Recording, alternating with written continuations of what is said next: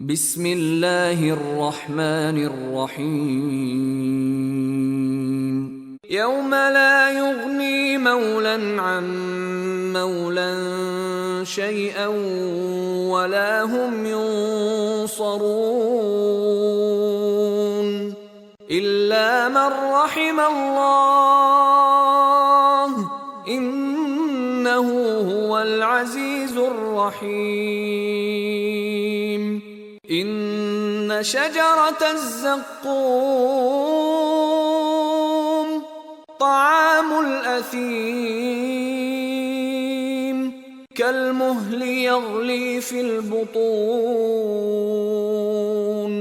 كغلي الحميم خذوه فاعتلوه إلى سواء الجحيم ثم صبوا فوق رأسه من عذاب الحميم ذق إنك أنت العزيز الكريم إن هذا ما كنتم به تمترون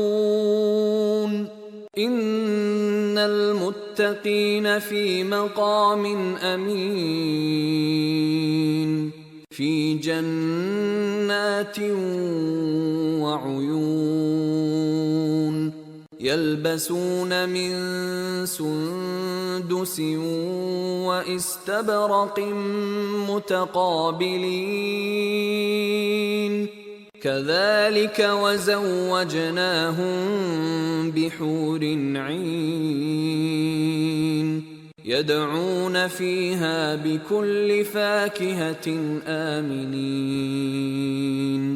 لا يذوقون فيها الموت إلا الموتة الأولى ووقاهم عذاب الجحيم فضلا من ربك ذلك هو الفوز العظيم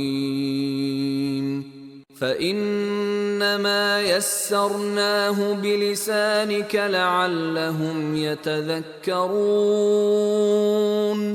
فارتقب إنهم مرتقبون